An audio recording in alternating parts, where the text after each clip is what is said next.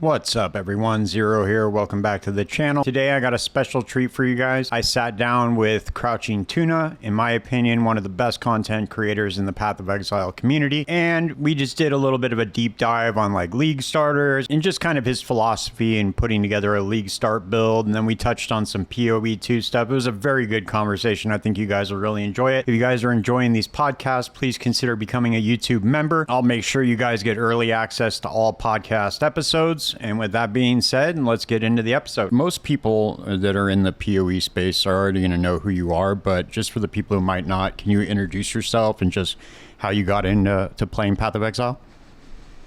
Yeah, I'm CrouchingTuna, or just Tuna, and I make mostly content for PoE 1, softcore trade focused, but I've played a lot of SSF. I've done a lot of just bouncing between the two leagues, so I have experience with both of those things. And originally I was not really ever really an RPG player, but I was just sort of playing RPG type games, MMOs, that kind of stuff. So always sort of like thinking type of games, you know, where you're thinking a lot more than you're actually like interacting with the game itself, I suppose, to some extent. So that's sort of my background with gaming. But Path of Exile for me just sort of started out as came across Rice QT, and then he's just a really charismatic, funny guy, and he sort of like introduced me to the game through the racing and this sort of stuff. And yeah, just his builds as well were very fun to play, and PoE was a very different beast back then. You know, you could kind of just like rock up to Endgame with rags and pop off, right? So it was much easier for me to get into Path of Exile than sort of what you have to go through now. But the only difference now and then is that back then there was almost no content creation whatsoever. Like, to find builds, it was just very difficult. To find good builds especially, it was really hard. Like, you really had to dig, and there wasn't this sort of like community sort of, I would say, moderation. You know, there's a lot of community moderation now, to where, like, you know, bad builds generally just get forgotten or get called out or whatever else. For better or for worse, right? But yeah, so that like now people have a much more filtered kind of like selection of builds that they can league start and have a good time with. But yeah, I mean, there's upsides to both. Like I love Path of Exile now, and I loved it back then too. But that's kind of how it all started. Right on. What are your thoughts right now on the 3.27? Do you have any like big predictions that you think, or what would you want to see coming up in 3.27? There's been quite a lot of turmoil, I would say, with the Endgame of Path of Exile 1, mostly since it feels like they've sort of taken a step in the direction of being more free and more freestyle-y with what they're doing with Endgame. And to me, that sort of started becoming a little bit more evident with the Scarab changes, the T17 changes, as well as the very snap reaction type of like quality of life changes that they've been putting into the game. Mm-hmm. And it's quite hard to predict because of how swingy it's been. But if I was to guess really what would happen, it would just be further expansion to what they already added last league with the endgame maps and the T16.5s and that kind of stuff. Mm-hmm. And hopefully we get to see what happens with that storyline. And I suspect they're going to be adding the Uber versions of the bosses, or rather maybe not Uber, but the up levels versions of the bosses. Because I don't know if you played like last league start, but yeah, they're pretty weak, like the new bosses that they added, right? They sort of seem like tutorial bosses, like Eater Exarch, and it's a very nice step for the players to, like, you know. But then it kind of misses that extra step that comes after, and I think that's what they're going to be doing this league. Okay. And I feel like they've been going down this direction because of the fact that they're now juggling two massive games, and they probably would have delivered on like a massive expansion last league, but you know, with Path of Exile 2 and Path of Exile 1, we get twice the content, but at the same time, I think like we have lost sort of like a quarter of each in the process, if that makes sense. Right. No, for sure. Compared to what they would have gave us. Yeah, I don't know. There's a lot of contention, I guess is the right word to use, in the community. I see a lot of people when they'll make like an X post. Some people will just be like, "Dude, stop posting about PoE 1. Just give up on it. Like, it's old." You know what? I'm like, dude, I love it, man. I don't want to see that game go anywhere. I think that Yeah, they that breaks bit my off a heart. lot. They took a big bite though, dude. I don't know if they bit off more than they could Did chew, they? but it seems like a big undertaking, right? Is the right word. Yeah, Yeah, they're I don't know how for they're doing sure. it. I mean, it's kind of like they're doing more with less than the rest of the industry. Like it's not even close, right? What they're putting out. And my concern here is obviously like, are they going to get burnt out? What's going to happen to PoE one? You know, what's going to happen to PoE two as well? And we have sort of seen like less quality compared to what we were used to in the past. Hmm. But at the same time, we're seeing a lot more things. Like we're seeing a lot more content. We're seeing a lot more people pouring into the game. So it's not quite like so black and white. It's like this is worse or better. It's just more like it's just different.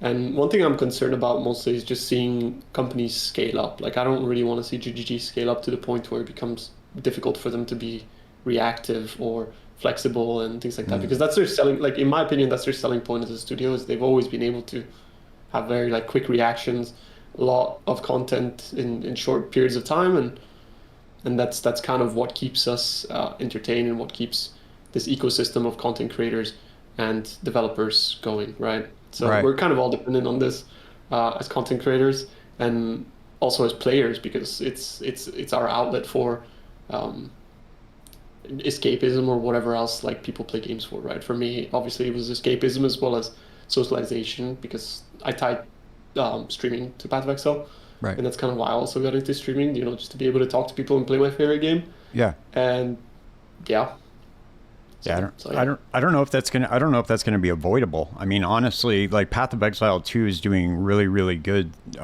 just right now, and this is when you have to buy the game to play it. It's in early yeah, access still. Once I think it becomes free to play, I think we're gonna see a gigantic leap in numbers, and I'm talking maybe maybe seven figures. That I mean that'd be that's crazy. would be crazy. But then that's also going to have a. I was talking about this on the last podcast, but how it has a trickle down effect, right? Like the people that go to play Oh yeah, PoE two, they're like, oh man, I really like this game, but there's an original one, and then they start trickling into PoE one, so that boosts the numbers there as well. So yeah. I don't know. And even if it's not like so tangible, I think it's really just nice to see that there's a lot of new players. There just is a lot of new players in Path of Exile 1. And that's really nice to see. Right. Um, yeah. Yeah. So in the Q&A with Ziggy D, they were talking to Mark Roberts about about what their plans were for the 327, and he said he was going to go ballistic on class balance. Yep. What do you think we're going to see as far as the class balance? Do you have any specific things you want to see or? Yeah, yeah, I would love Assassin to be looked at. I think it's like its poison identity is completely dead. I think Perfect Agony hasn't been good. It's just has a massive downside. So seeing like the crit poison sort of thing coming back, as well as potentially making some changes to the power charge stacking, because with power charges it feels very, I don't know, it feels like you have no room to really play around with your build because it feels like if you're making a power charge stacker, your tree is pretty much already, you know exactly what it's going to look like before you even start it Hmm. and what items you're going to use. Like I almost, I jokingly say power charge stackers is like playing a D3 build. You're using the uniques that have power charge bonuses on them. You know, you're Hmm. using Relic Ash, your tree looks the same. And I think that's a very non-PoE thing. So I would like to see them do something with that. And potentially also that would tie into occultist. So occultist would see some changes as well. Hmm. Um, so yeah, they did an amazing job with elementalist. I'm kind of afraid that they're going to be nerfing it going forward, but because of how good it is in early game, and they tend to be more scared of giving too much power in early game. They're Right. okay with like late game power, but early game power, they're always cracking down on that shit. Uh, so yeah, I mean, I would say like top side of the tree really needs a lot of love, and I really like Pathfinder. I don't think they should change Pathfinder, but they should maybe like tweak the spells, things like that. But the thing that needs the most work by far is just hand casting. Like self casting in Path of Exile 1 has just sort of been like extremely difficult ever since they removed like spell leech from Warlord's Mark. So we're kind of left with Eldritch Battery or reduced mana cost mage blood stuff, like, and just being able to figure out some way to cast spells that way, right? Which is, it just feels very limiting. And I think anytime you have just a very specific, like, you can only do this in a certain way, I think that's something that needs to be looked at, because that's not what Path of Exile is about. It's about the forks in the road that you find with builds, right? Like, how many different ways is there to do one thing? That's what makes the game good, I think. And the developers really know that, and that's why they give us all these options. So yeah, I suspect to see a lot of changes with self-casting, occultist, assassin. That would be great already.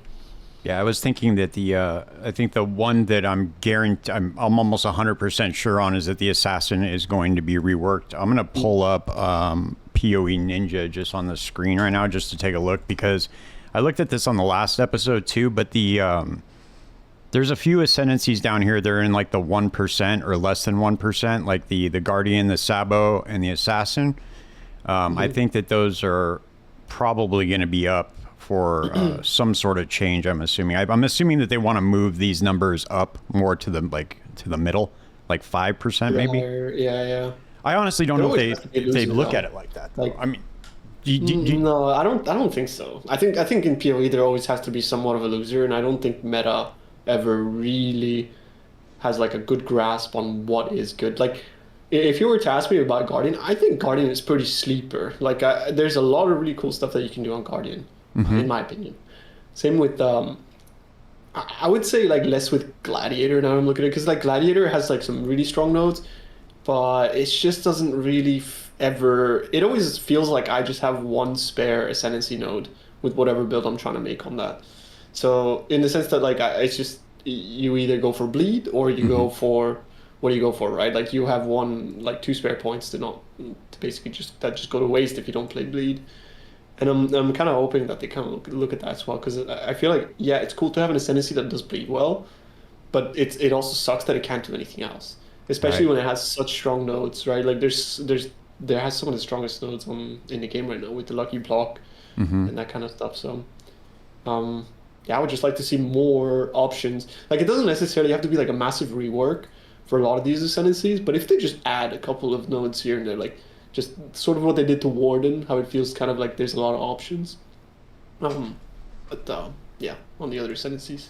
Yeah, that are you a fan of what they did in Path of Exile 2 with the Ascendancies? Like, as far as how, you know, like if you take like the Chronomancer, for instance, how the Ascendancy points will grant a skill, and then you can like socket support gems into that skill. Do you like that they did that with the Ascendancy, or do you? Because I'm kind of on the other side of it, where I feel like the skills should just be there for everybody to use, and then the Ascendancy should be like create power for the skills rather than grant the skills themselves. I mean, I don't know if you're... Yeah, I am a massive like PoE 1 has made me this way, but I'm a huge sandbox enjoyer in that I really love just being given options but not being told how to use them. Like, and the way that Path of Exile 2 does it, it's sort of like the pieces kind of all fall in place, whereas like the developers design something and it already tells you like how you're supposed to play it.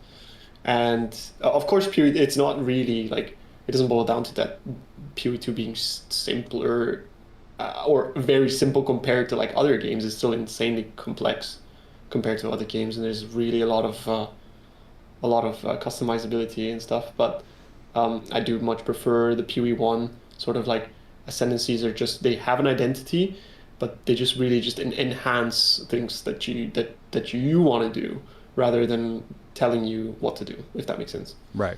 Yeah, I feel like in Path of Exile 2, coming from PoE 1 and trying to like run my head against the wall, trying to make my own builds over and over and over and failing, like I really felt like in Path of Exile 2, you could just, it's everything's super, super intuitive. Like, you kind of already know what to pick. It's almost like laid out for you.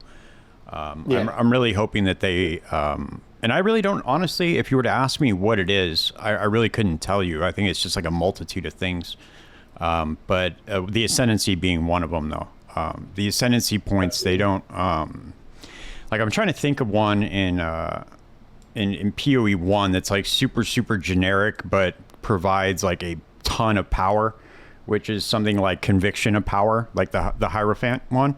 Like that ascendancy point is so busted, but it can be used in a multitude of ways. Like you're not pigeonholed into making it a certain way. And I think the very generic, right? Right, exactly. But it's powerful. It's like really, really powerful.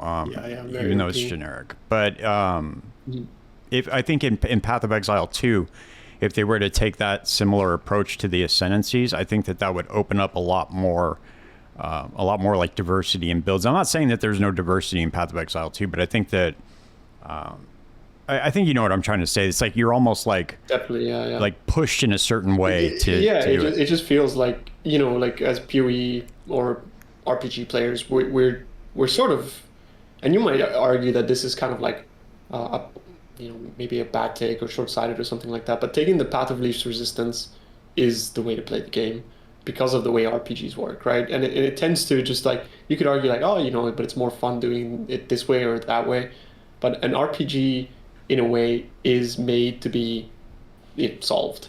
And they created that way to sort of incentivize you to solve it by rewarding you for doing it. You know, whether it's because you're better at farming, which increases your productivity and which increases your contribution to the economy, and therefore like you can get stronger, fight harder bosses. You know, it's by design that players really gravitate towards this, and that's why the meta tends to be very cookie cutter and clear cut in some aspects, even though I do feel like there's infinite things that we just haven't discovered yet. But yeah, it's just how rewarding it is. But if you were to ask me what the biggest problem with Path of Exile 2's lack of creativity from the build creation aspect of things, it's mostly just how the skills are sort of made to be used in a certain way, you know, with the payoff system. I think the payoff system was the biggest mistake they've ever done to the skill system in Path of Exile, because the payoff system basically tells you like you can't use this skill, like you need to use the skill with that skill, or it needs to be used in a certain way for it to actually perform in a certain way. Right. And they really tried with this like deliberate combat, but by doing that they've in a way dictated how you're supposed to play certain spells, and by dictating how you're supposed to play, that just massively narrows your options, because playing it the wrong way can often end up being the right way. Like, what if like there's like some crazy interaction that allows you to like stack ailments or whatever else, like just like something that a player discovered that then he feels good about it because in a way he kind of like broke the game. But if the game is unbreakable by design, then it sort of like it loses a lot of that charm that PoE 1 has, where it sometimes feels like am I abusing, like that, the feeling of like this feels busted, am I abusing something? Right. Like that's a good feeling as a build creator. That's when you know you got something magic on your hands, right? Like so that's so as a build creator, for me, like PoE 1 is miles ahead of PoE 2, but I have to say, like I have a lot of nice things to say about PoE 2, because the itemization in PoE 2, with how much more power it provides when compared to PoE 1. Don't get me wrong, items are insane in PoE 1, but in PoE 2 it's like out of control. There's some items that are just amazing that you can build around, and they're just like extremely fun, you know. Uniques in PoE 2 really are fun. A lot stronger than PoE 1. Like you got an example of something like that you really enjoy? Yeah, even like Kadiro's Quiver, like the Kadiro's Gambit. Even just that, like you read it and you're like, this is insane. If this was in PoE 1, I'd use this all the time. It's just what's it called? Can you spell for me? Yeah, it's Kadiro's Gambit. So I'll write it here. So what it does is it has like one of 6 effects, and it just rolls a random effect depending on what it is. But all of those effects are good aside for one, and it either like splits to 6 targets, chains 5 times, has 100% crit with 200 multi, or like it does all kinds of crazy shit. And that's just like an item that you look at and you're like, that's insane. Or another item would be Plague Wraps. Even. Oh, okay, got you. Okay, Kadiro's Gambit. I found it. Sorry about that. Yeah. I think they're called Plague Wraps. Yeah. The Plague Finger Gauze as well. That essentially it's just all damage poisons, and it's a glove. So that allows for so much infinite like possibilities in that aspect, right? Right. So you can say I can poison now with any spell in the game, and PoE 1 doesn't have that. You have to have original sin, you know, and Right. I am never going to be making a build with original sin simply because I know that nobody can play it. So it's kind of like, it's very cool that these things are in the game. Right. But if an item is mandatory for a build, and it's that expensive, it's something that's just like, yeah, that's cool, but people can't play with it, right? Like the proportion of people that can't play with it just doesn't exist.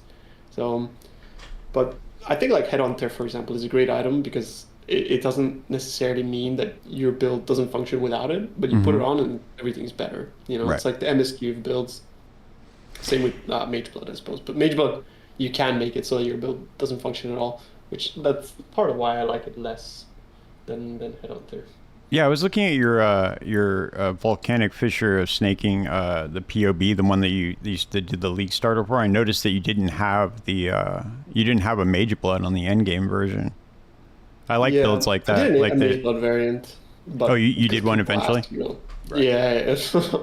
People ask, it's like you gotta provide. I think I did a Mage Blood variant, but I definitely told people like use Headhunter. It's much stronger. Do you mapping, typically it's so stay away from making when you're creating builds? Do you typically stay away from creating variants or like creating the build based around the Mage Blood so that like everybody can access it?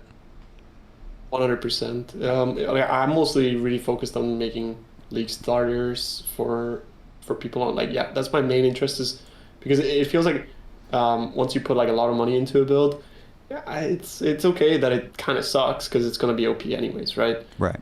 That's kind of course, like with the risk meta, it's not quite like that because of how stringent the requirements are, but yeah, I mean, like it just feels like money solves a lot of issues. And at that point, the thing that I like to do with money is really, really, really honing in on doing one thing very well. Okay. So for a league starter, the cool thing is that you're just perpetually trying to solve issues of like at each state of progression, you're gonna have different issues. So a build might be a bit slower early, but like scale better into endgame or whatever else, right? Might have bad single targets, so then you have to sort of like aim people at a certain type of content and guide them in a certain way. And I think that's just very interesting, finding a niche for a league starter and then having that do that thing very well and finding a way to make something powerful with not much. And that's when you really see like the difference between IMO, like insane build creators and less so. I'm not trying to like, call anybody out, but there's like a lot of really insane PoE build creators. And you really see like when their league starters are fucking insane, that's when you're like, yeah, he's really, really good. There's some very, very insane PoE build creators that make really good league starters. And it's even like not even in the content creator scene. I think some of the best build creators do not make content. So yeah, like shout out to those guys too, because right. In a lot of cases, that's the people we steal ideas from. Right. Ninja Warriors, like those are the real OGs. Yep.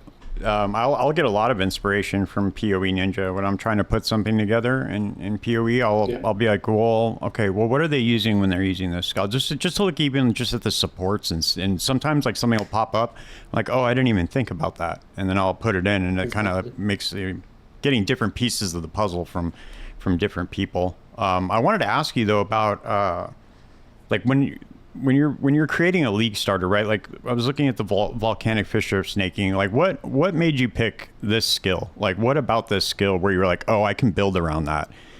Is that how it works for you, or is it like is there like a certain item that you're building around? I know you're using the Enmity's Embrace.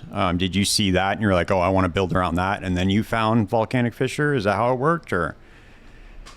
It all stems from the numbers. Unfortunately, it all just stems from the numbers. So you look at the list of skills and you look at them and you think, with all the supply of flat damage or the supply of multipliers that we have, because there is a very limited amount of them, is what can I get the most out of?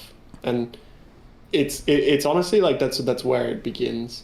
And that's the IMO, the most important part for a league starter, because league starters just need power with nothing. Like they need a lot of power with as little input as possible. And volcanic fissure, just has an insane multiplier, right? Because it hits multiple times, it hits 3 times, and it has a very high damage effectiveness after it was buffed. So it just kind of like made a lot of sense. And then on top of that, the second thing that I look forward to is mechanics. The mechanics go hand in hand with the power, and it tends to be that you can give up power for good mechanics, and you can give up mechanics for good power as well. But it tends to be more on the side of it needs to have good mechanics and also have good power. And Volcanic Fissure just kind of like satisfies what those criterias. And there's a lot of other skills that I think are underlooked that also satisfy those criterias right now that people aren't playing, that you probably see are going to be the league starters for this league once they nerf Volcanic Fissure, because that's kind of the cycle, right? The developers don't want us to play the same stuff every league, so they just allow some things to be very strong and then nerf them, and then we just have to, keep moving on. Yeah, I don't play a ton of melee. I will play melee. I enjoy Flicker Strike and things like that. But Flicker Strike is insane, by the way. Yeah, it is. It's amazing. Or very or like Smite. Like I did an armor stacker for the first time this league. I've never played an armor stacker before. It was a lot of fun. But I played an energy shield stacking Smite Trickster the league before. And that was a lot of fun too. So I really enjoyed those, but I'm not like a huge, I don't know a lot about making a melee build. What would you say, here's a good question. What would you say are, when you're planning this out, what are the defensive layer, like what are the boxes that you're trying to check defensively when you're putting together a league starter? Defense is the hardest part in the game by far. Like solving damage is really easy. Like it's extremely easy. Defenses are so hard, especially since there feels like there's a massive void between early and late game in regards to the requirements. Like mid game is really hard in PoE 1 because you don't have yet access to all the OP items. Like there's some very OP items, but everybody gravitates towards them, like there's going to be really hard for you to get tanky early. But you usually want to have like a combination of a couple of things. It's very easy to try to get like, dip your toes in everything, but that's how you make, honestly, that's how you like dilute the strengths of your build and make it really bad. So usually you want to have like at the very least 2 things in your build to feel relatively tanky. Like avoidance is extremely important. Like it's super important. But if you don't have avoidance, you can make up for it by having a lot of recovery, right? So it's about figuring out like what does avoidance solve? It makes it so that if I do take a hit, I have time to recover, right? So and what does recovery solve? The same thing. So you can kind of like swap one for the other depending on where you find yourself on which side of the tree. So bottom right side of the tree is obviously going to need avoidance because it doesn't have a massive HP pool. But then with that with not having a massive HP pool, obviously there's going to be very rough times. When you do get hit, when one hit does come through, what can you do to mitigate that? And that's the struggle, right? Like, so right side of the tree, you want to have like some form of reduction of the damage that you take as well as avoidance to be able to live, because you just don't have much access to life and that kind of stuff. Whereas bottom left side of the tree can more focus on getting a bigger HP pool and having really good recovery ideally. I do feel like the recovery is kind of bad on the bottom left side of the tree, but that's where the items really go crazy for the bottom left side of the tree. Like I'm sort of blanking right now, but the amulet that you can use that gives you life back before you're hit. I use this like a million times. I don't know why I'm blanking on it. But it's the Toga amulet. I can look it up, dude. Hold on. This is the cool thing about Defiance of Destiny. Yeah, Defiance of Destiny. Got you. Yeah. Okay. Yeah, like that you put that item on a build that has like 6-7k HP, you just feel immortal, right? It's and then if you pair that with like just good armor and good recovery, you just become very, very strong. But you want to have like a combination of those 2 things. So a good life pool, good avoidance, or good life pool, good recovery. And if you can get those 3 things, like recovery, life pool, and avoidance, you're just Thanos basically.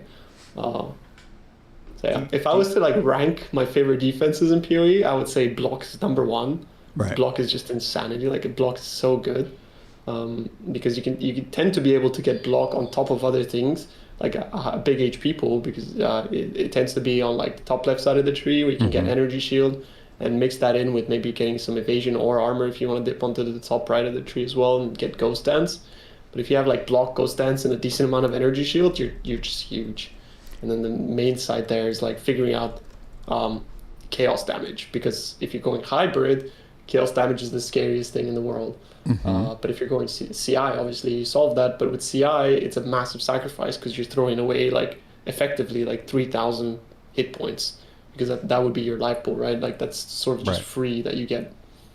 So it's very complex. Like I have to say, like I'm just rambling about this stuff, and probably somebody might listen to this. It's like, oh, that sounds insane. It sounds very complex, but it kind of just, as you look at builds and you start figuring out like what two things synergize really well with this side of the tree, and then you just go for those two things, you're gonna have a pretty decent time. Like if you're a ranger, just go suppress evasion, but you need to do those things very well. Like you need to go for 95 evasion. Don't half-ass it, because if you half-ass it, that's how you get a squishy character. Right. But if you do have 95 evasion, suppress, and like 4k HP under 99% of situations, you're gonna feel really good. Right.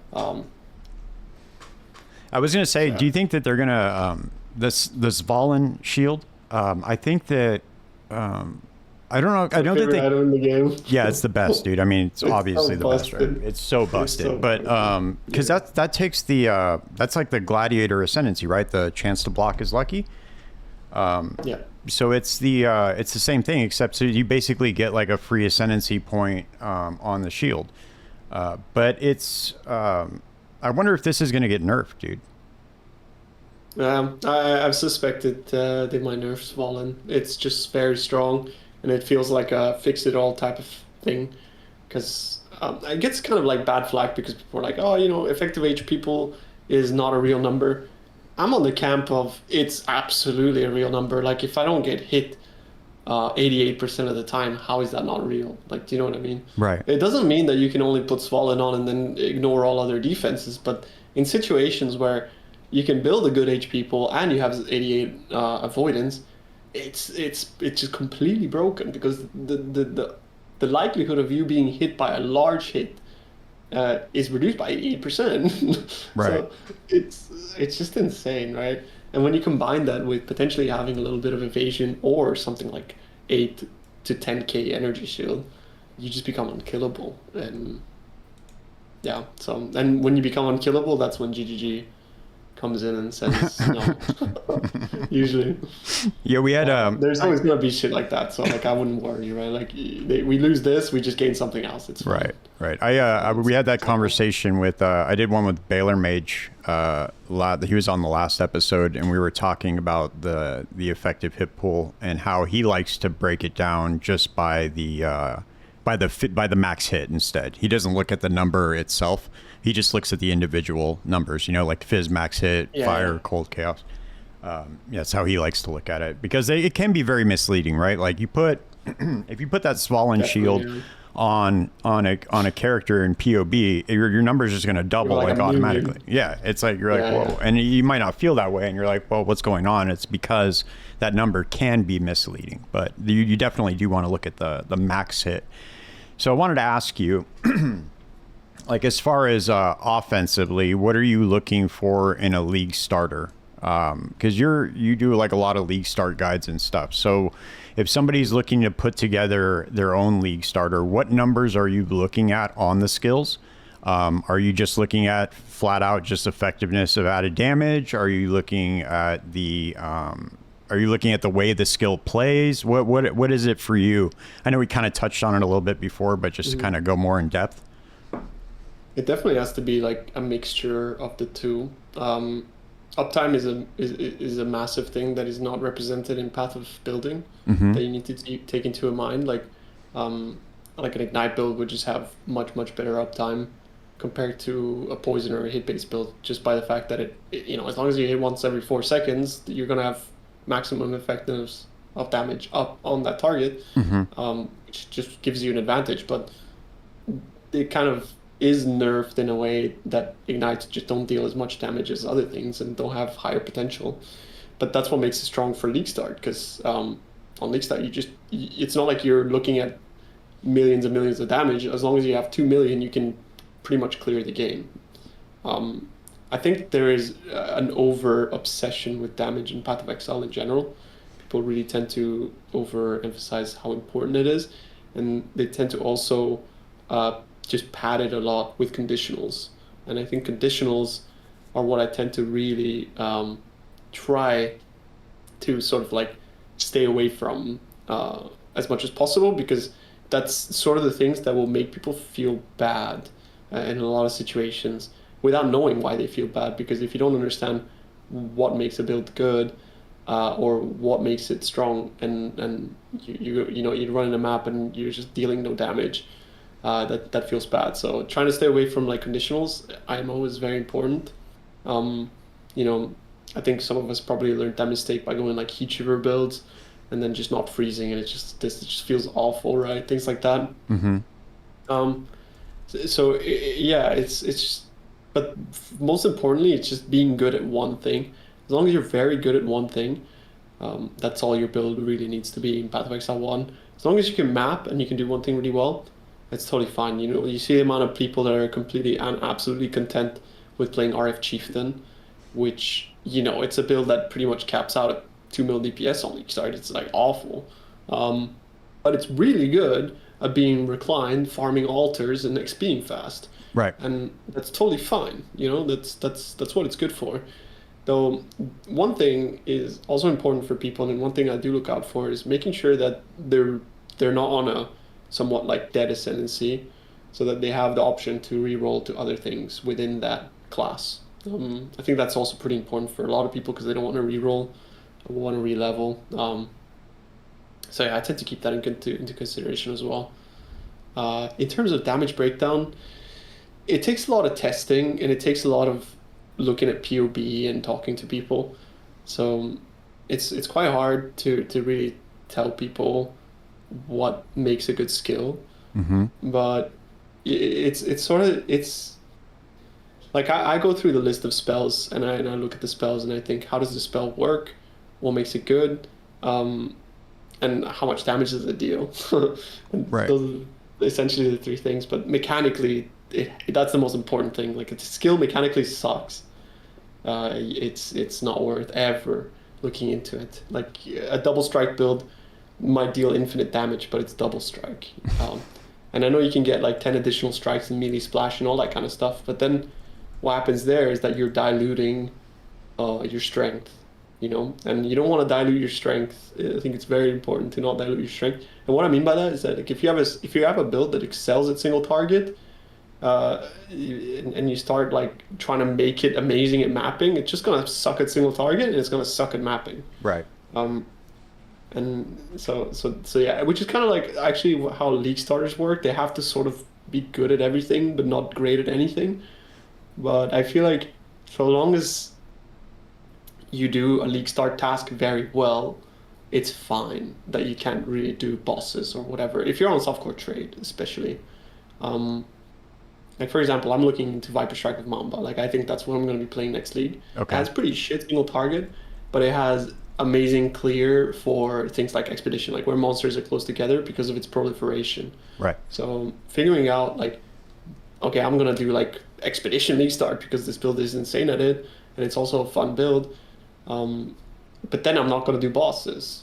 So, I'm going to stay away from that altogether and probably like buy my, Uber Elder Maven, which it's totally fine. But like, you could definitely get to the point where you do all those things on your own, but I'm looking to do those things as soon as possible. Right. And like to just like set my Atlas up and start farming the thing that I want to do, which is Expedition. And I think if you provide a route for people to follow along with you with the build that you're creating, and it does that thing really well, they're going to be happy, man. They're going to be really, really happy. So in a way, a build needs to be paired with a strat, right, for it to really pop off IMO. Right. That's what I was going to say. Like, do you normally do that? You'll pick like, okay, I'm going to farm this league, and then you start to like kind of figure out what you're going to league start as. Is that usually what you do? Not really, actually. It kind of goes the other way, where I look at all the spells, like what do I like playing? Like what do I want to play? What is strong? What is people talking about? Or rather, what are people not talking about? But within smaller circles, what are people talking about? And what are really good players playing? Because there's a lot of really good players that just test things out and talk amongst each other, and getting into those inner circles. I know it sounds like dubious. It's not like we're like mafias or like keeping things secret or anything like that. It's just that like not everybody's out to make content. Some people just want to play the game, and Right. they're not like trying to share their things. They just want to play their own game and have fun. And I'm kind of just trying to do my research by talking to people, as well as then figuring out how do I make this digestible for for more people and make it as good as possible with as little as possible. So yeah, the secret really in Path of Exile is understanding the mechanics, understanding the wording, interacting with the POE Ninja and the communities and things like that, and then doing a lot of testing. It's just if you fail, you learn essentially. Right. And I do a lot of testing, and I think that's how you make builds. I don't particularly feel like it's hard, but that's also because I do it a lot. But I don't particularly feel like it's hard, because there's no stakes when you're doing it at a time where you're not league starting. So Right. as long as you just try it, you do a four stone run. If it sucks, it's like whatever, just quit halfway through and do something else. Like Yeah. it's fine, right? Like you learn. I started a private league about a week ago, just for me and my chat and just whoever basically watches my channel, whoever wanted to jump in. And I was so it's like we're able to trade within the private league, but it's basically like SSF light, but I've just been testing like multiple things, but I really don't know what direction the game's going to go in, because according to Mark, they're going to do a huge rework of everything. So I really don't know if all of this is just going to be in vain, all this testing, because it's never in vain. You don't think so? No, I don't think it's ever in vain, because you can learn a lot about whatever. Like if you want to start whatever skill, you can sort of like at different stages of progression figure out like how strong it is. And in a way, even if they change a lot of things with the game, most of them are numerical changes. So you can kind of like look back at like if they nerf your skill, it's like I'm going to be 20% weaker. If I'm 20% weaker by the time I get to Kitava, is that going to feel like shit? Right. You can kind of like look back at your experiences and figure it out that way. But I think the whole you have to wait for patch notes thing is the biggest con in the PoE community. You think so? All of the good builds, all of the league starters I've ever popped off in, I practiced months ahead. Like Volcanic Fissure Snaking, I was playing like 2 months before 326 started.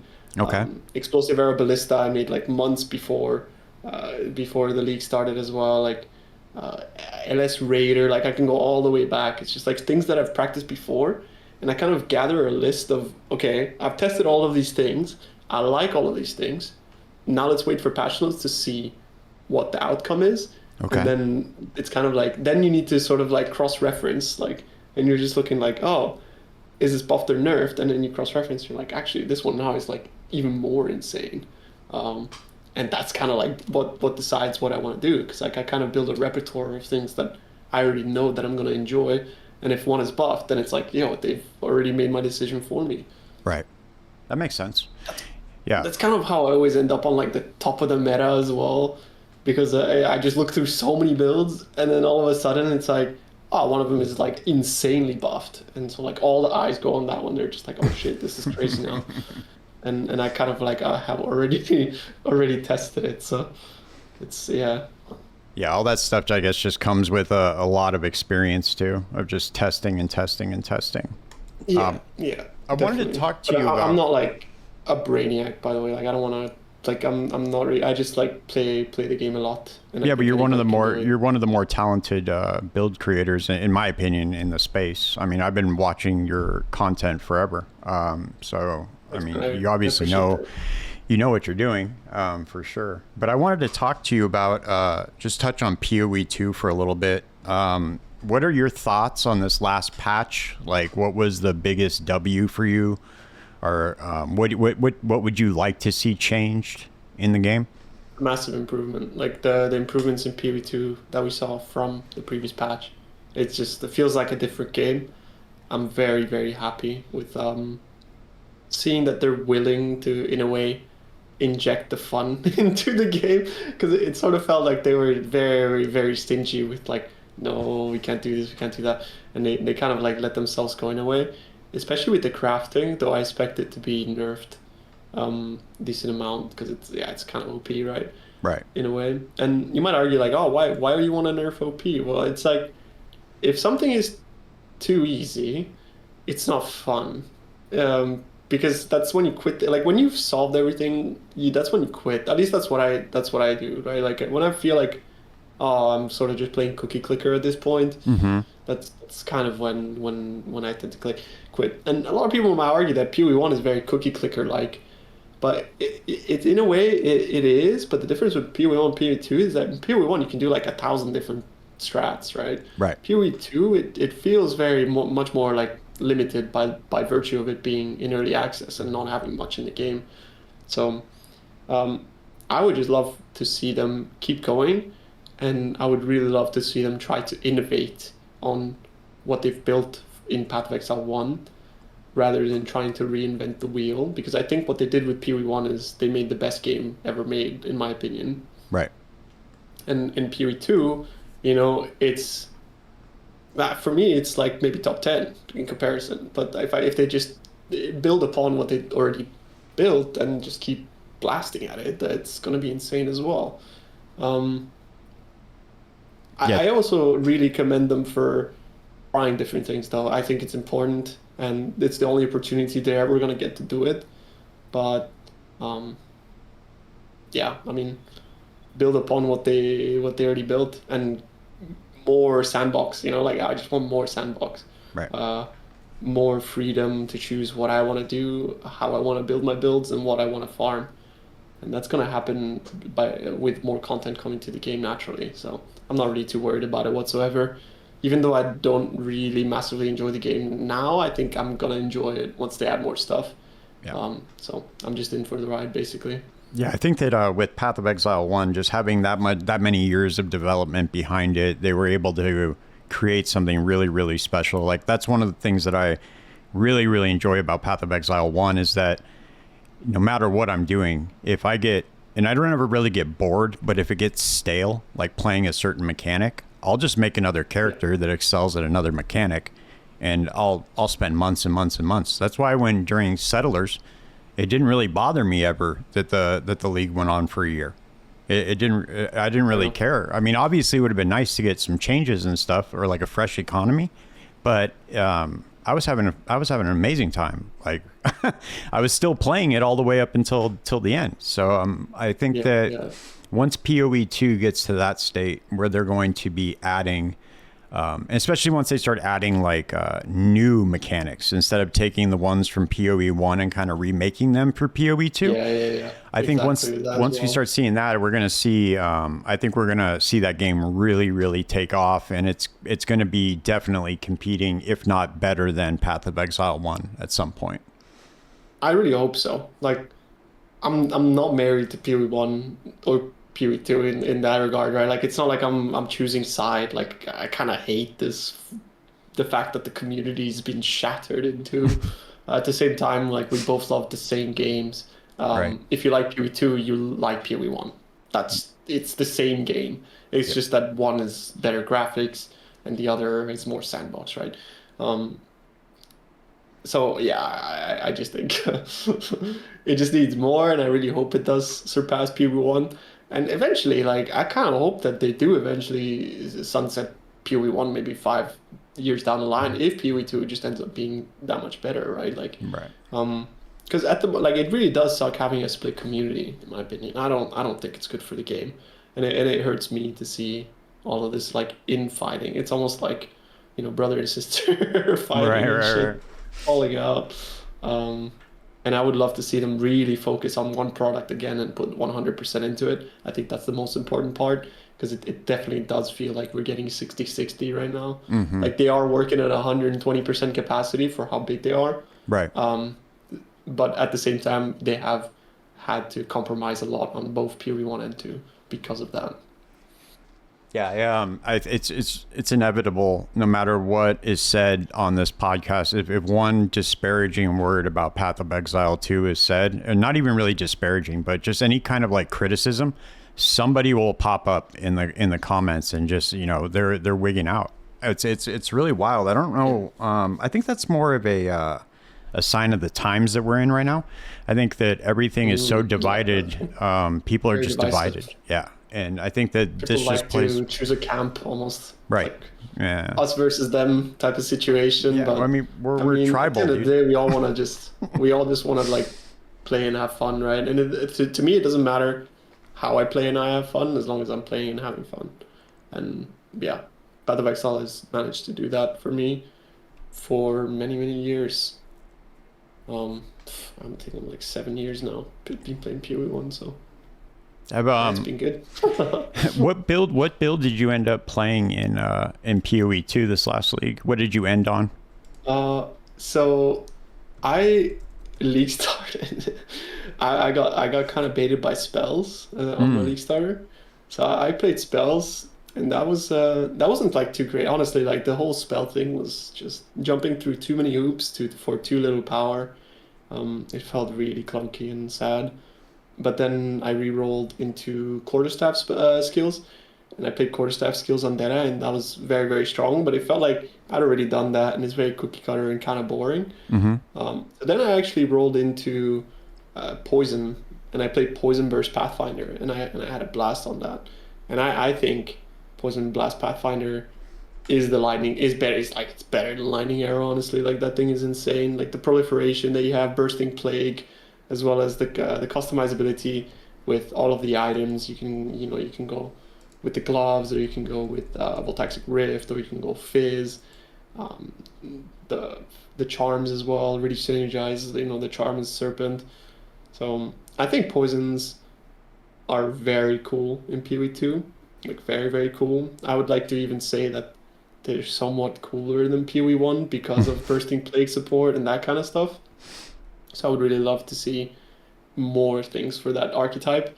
And yeah, I mean, you're getting a sneak preview, but that's probably what I'm starting next league. Okay. Poison Burst Pathfinder into whatever I can find.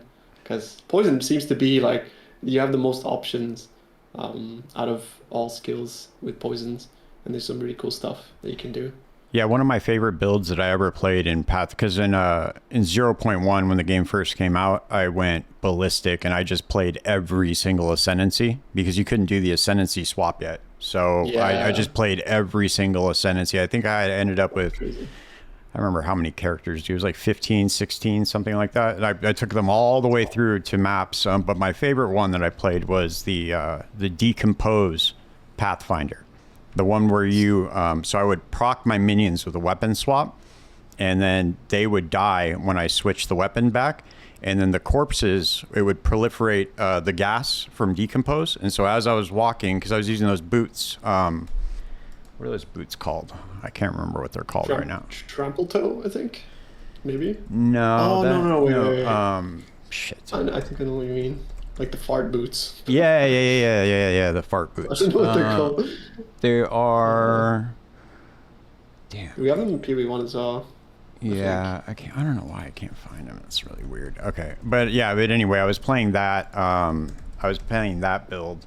That build was a lot of fun, dude. I mean, it took a while sometimes for the poison stacks to like stack up, like because I was doing a lot of Sekimus farming, because they're called Corpse Weight. That's what they're called. Yeah. Corpse Weight boots. Yeah. So these this was really fun. Yeah, that was definitely one of my favorites that I had played, especially when I was doing something like Sekimus, because you just run through and then everything just dies. Everything that tries to rush into you just dies. So I was having a blast with that. I guess it's kind of like RF in a way. Yeah, basically. Poison RF. Yeah, it's Poison RF. essentially, except you have a way bigger circle around you. It can fill up the entire screen, because as things die and you're moving, it keeps triggering decompose. Just keeps over and over. proliferating. Yeah. And that's my favorite thing about Poison, man. Like the chain reaction and just seeing like the whole screen kind of melt. I don't think there's any game that does damage over time better than PoE. I don't think I've ever experienced it. Right. There's a few that now I've like tried to emulate it, but every game I've played before PoE has done damage over time, sort of tick based, right? Mm-hmm. Where you're seeing the ticks, but in PoE the tick rate is like, I don't know, it's multiple, like 60 times per second at least, right? So you're seeing this very smooth, just melting kind of. You hit one monster and yeah, it's very cool. It's super satisfying to watch that. Yeah. Especially now when they added the number too above the boss's bar. So now when you can just see the number just shoot up. I like that. I like to see that. And rather than having like the numbers above the monster or the character damage, it's just above the bar, and you can just watch that go way up. It's pretty awesome. Yeah. I like that a lot. I wonder if get that in PoE 1. That'd be cool. You know what? Maybe they will add that. I don't know. I don't think that's the thing, but like things like that, it was kind of just I never really hear people talk about how cool that is. I like that. I like it a lot because then it gives me a way to test things better. So instead of having like a training dummy, I can just go to that Act 1 boss right there outside of Clearfell. And you just go and you can just kill that boss, and you can kind of get an idea of what the numbers are that you're doing. So it's kind of cool that way. But I wanted to progression, right? It's part of progression. You're seeing that number, and it's a tangible sort of like, it's a part of your build. Like you see the number, and then you go back and you see a bigger number, and it's like, I have improved. So it's really nice. I actually really like doing things in game more so than doing things in PoB. It just feels infinitely better in my opinion, and you end up with a better build because if you maximize for PoB, you're not maximizing for the real game in my opinion. Like yes, PoB gives you a massive advantage starting off, but then if you don't like ping pong between PoB and the game, and a lot of people really obsess over the numbers in PoB, you just end up having like not as good of a build as you could have had you just like put a lot more time into maximizing in the in-game aspect of things.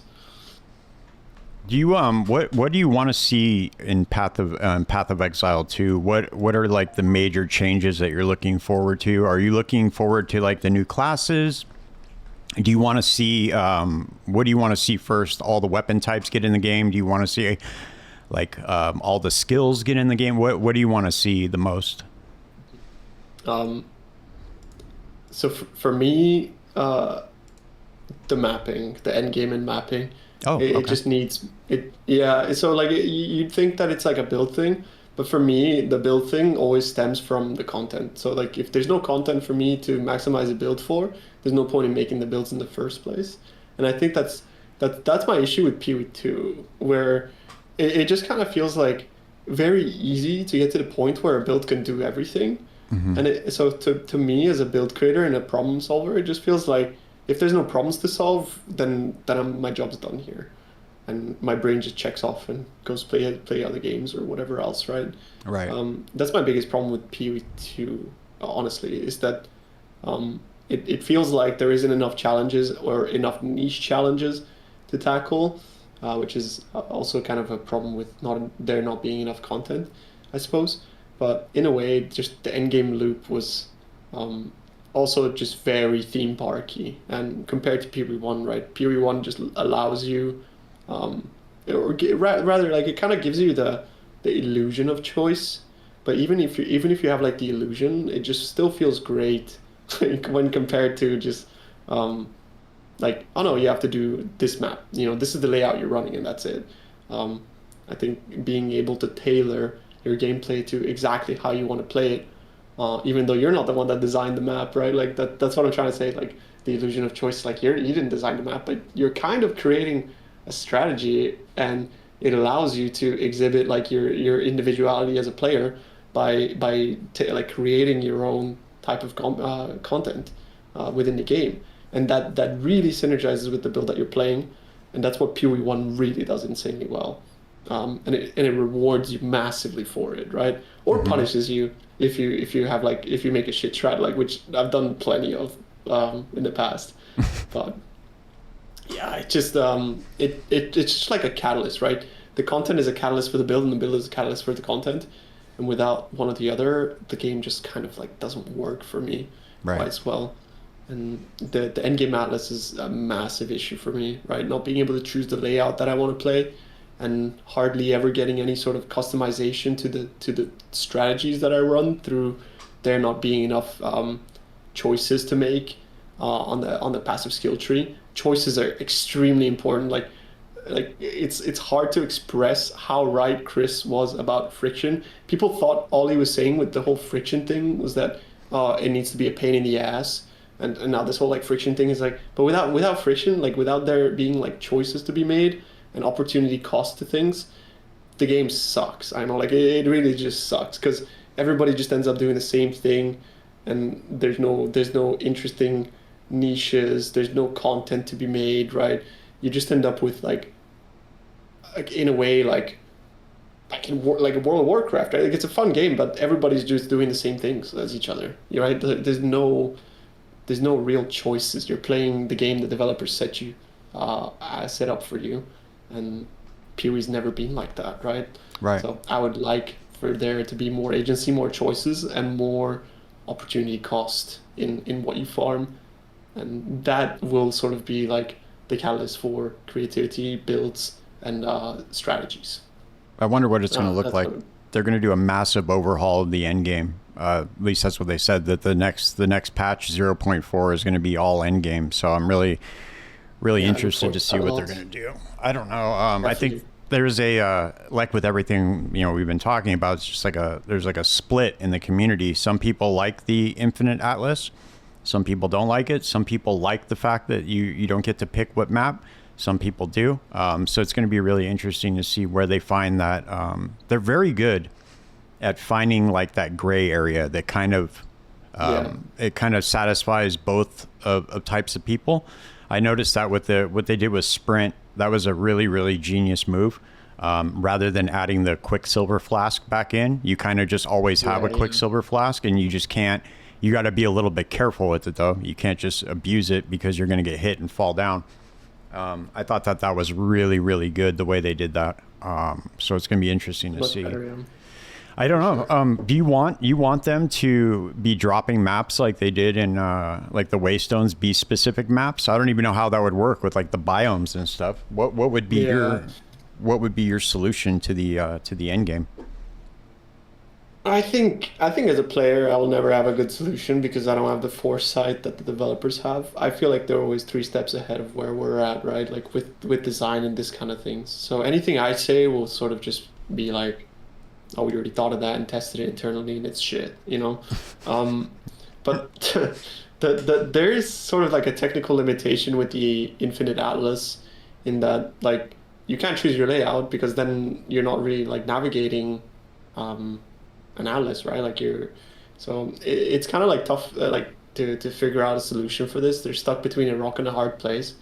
But for me, the ability to choose a layout feels like a massive part of me as a player graduating to endgame from the atlas progression, and I think that's extremely important, to have sort of horizontal meta progression in a game that's all about like vertical progression, because there needs to be both the X and Y axis for the game to be enjoyable for me. Because if there's only a Y axis, then you get to the end, you're done, GG, you know. But if there's a Y axis, then it adds all of these other things that you could explore that are good. And the thing about like bad layouts, they're only bad because there isn't something good that you can do within them.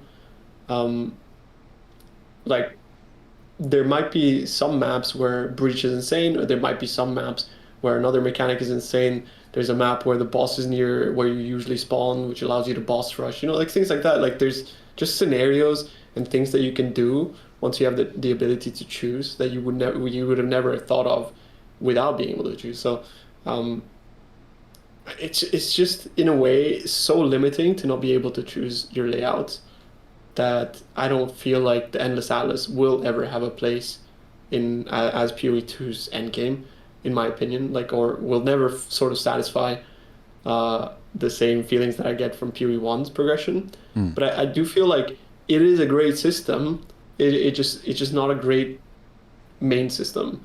Um, the like main thing that I really fell in love with PoE 1 is Delve, and Delve is pretty much what the current Atlas is, right? But the thing about Delve is that it's very, very problem solving in that you know, you need to reach a certain depth, your character then sort of falls off. There's different nodes, you need to find a way through all of them, and it's just a massive challenge and a lot of problem solving. And the PoE 2's Atlas doesn't really satisfy that. But in my dream world, what I would do if I had this problem, if I was GGG, I would port in the PoE 1 Atlas and make that the main game, and then the current PoE 2 Atlas, I would make that like a separate game mode, and make the difficulty scale, but make it so that it has like somewhat of a soft wall very early on. Like currently in PoE 1 Delve, you can go to infinity, but it would be cooler if you sort of like soft capped at depth 400 or something, right? Which would mean that like you don't need to be a no-lifer to get to that point, which would allow more people to contribute to sort of innovation, like build innovation in this kind of things. Because once there's a problem to solve, people have to come in and try to solve it, and that furthers that furthers the build meta, as well as it teaches people about certain mechanics, how things work, which is in a way like the way I look at it is like it's a science and we are a collective trying to figure it out. And that's once you there's never gonna be innovation if there isn't a challenge, right? Like and it's the same in real life, right? Like you never solve something if like you don't have to solve it. That's the human story. Exactly. It's just like really nice that we get to also do that in game for sure. Right. And PoE does such a good job at that. Like it's just such a good game for that. It's a thinking man's game. You know, you just permanently having to think, and once you remove that aspect, then it just becomes, at the end of the day, just like running around clicking loot tiles. Like that's all it is, right? Right. So there needs to be a synergy between these two things, and once you remove one thing, then it's just cookie clicker. It's funny, dude. I was playing with my girlfriend on Xbox. She's never played an ARPG before in her life, and I was trying to teach her Path of Exile 2, and I was just like, it was mind-boggling, like how much stuff I had to explain to her. Like, you know, it was just like, it's just crazy the amount of information that's in that game, just from like a very, very beginning perspective. Like somebody who's never played it. I've never played with somebody who's never played an ARPG before. So it was like really interesting experience to be like, wow, man, like this game's so many layers, dude. Like I was just like, okay, you have to do this. Now you have to look at this. Now you have to look at this. It's just like, oh man, it was pretty wild. But yeah, that was. It's such a thing we take for granted as well, coming from other RPGs, right? Because I assume she might have not like been too into other RPGs as well before this one, or right? Because that's the insane challenge, right? Like there's a lot of things that as gamers we take for granted that we have just learned over time, not necessarily from Path of Exile, but they just make sense. But from an outer perspective, it doesn't make sense at all. Right. Like even just like, you know, my sister's looking at the screen, like sometimes when she comes with it, it's like, and she looks at it, it's like, what is that? That's where I put my gear. It's like, oh, what's gear? It's like, I mean, it's just your clothes and they have properties and shit. Right. And even just explaining those things, it's like, to somebody who doesn't game, it's kind of like an abstract concept that does make sense once you explain it, but it's not just naturally known, you know? Right. It's not natural. It's just made up. It was like the worst. It was like the worst. I should have tried to get her to play Diablo or something instead. That would have been a good first step. Dude, I don't know if you saw, man. They're on the right track now. I don't know if you heard. But this next season, man, is going to be the one. I don't know. All we need them to we need them to pop off, man. Like any game in the RPG scene just needs to pop off. I think like it's better for all of us that the games do well. Right. So Yeah, I hope. I just don't understand why the one thing that makes the Diablo 4 not fun for me is the skill tree. And I know I've seen this over and over and over and over again. People have been every single time I go on the forums of Blizzard, somebody mentions it. It's something that's been mentioned since the inception of the game, basically, since it first came out. Yeah. And I don't understand. They do all these like backflips and like try to change this and add this system and do this, and it's like pulling weeds, dude. Like if you don't pull the weed out by the root, it's just gonna keep growing back. Like they need to just hit it at the root of the problem. At the core, right? Yeah, because that's the main thing is like if for whatever reason anybody from Blizzard watches this podcast, which I doubt, there's probably a very slim chance that's going to happen, but if they do, the way to fix the game is to make the skill tree better. Skill tree and then the Paragon system, they need to synergize somehow. So you need to have like the skills have multiple options to change the way that the skills fundamentally work. And then from there, you have multiple Paragon boards that go with different archetypes of that class. So for instance, like if I wanted to play like an Ice Shard Sorceress, you could get like, you pick multiple ways to change the way that skill works. And then you would have like an Ice Shard Paragon board to where that also synergizes. You could like power up the skill that way. I think that would be a very, very cool way to fix the game, but I don't know. That makes sense. It's kind of like, as I said earlier, opportunity cost and choices are the most important thing in these games. Right. And I think once there is no choices to be made, then the game's boring. Yeah. And it maybe to me, right? But I am a small subset like of a niche of types of players. But the reason I talk like this about PoE 2 is because it in a way it does kind of feel like I'm owed it as the because I've come from PoE 1 and they developed PoE 2 presumably for PoE players. Right. So when I come in and I'm like, what the why is it that like you're not learning anything from the game that you've developed for the last 10 years? And this is a bit hyperbolic. Obviously, they've learned a shitload. Don't get me wrong, which is also why they changed a lot of it. But it sort of is because I am like the niche that they developed the game for. So it feels like, oh, are you like not developing the game for me anymore, or like what's going on? So, and I think that's also why you're seeing a lot of people that are like pissed off and choosing like, oh, Team PoE 1, Team PoE 2, because of this exact like sort of like divide. But at the same time, I think these Team PoE 2 players are eventually going to graduate from being new, and then they'll look for more. And then if the game doesn't provide more, they'll quit. Right. Because that's just the natural progression of gaming, right? Like then they'll find another game that can satisfy whatever scratch the itch that they're looking for. And yeah, dude. PoE 1 has managed to sort of keep us entertained forever. It's a game that famously Chris Wilson said you can waste your life playing, and that's the game they wanted to develop, and that's kind of like what I did, but I wouldn't call it a waste because it's at the end of the day it's a hobby like any other. And yeah, as long as you're enjoying yourself and having fun, I think that's where you find meaning in life, right? Like you put meaning onto things. So yeah, 100%. Yeah, that's your responsibility as a human being alive, is you got to find some sort of meaning. It's up to you. I wanted to ask you one last question because I gotta get going, go to the gym. But I wanted to ask you one last question. If you could give one piece of advice to somebody who wants to like become a build creator, and maybe not as like a creator like making content, but just making their own builds from scratch, not following any guides, what would you say is like the most important thing for them to start doing? Is it like testing? Is it just like reading the wikis? Is it like following, like looking at PoE Ninja? Is there one thing that you can, one piece of advice, maybe how you got like incrementally acquired your knowledge of the game? Yeah. I mean, ironically, I think the best way, which is kind of like goes against what you said, but the best way to get good is to copy and improve. And that's how you get good. That's how you make good builds. Copy and improve. And then as you do that, you start figuring out like there are pieces, like builds are sort of like, it's just an ensemble of things, right? And you put it together, and you start looking into like, oh, what makes this good? But you need to have a very sort of like investigative approach. Sorry.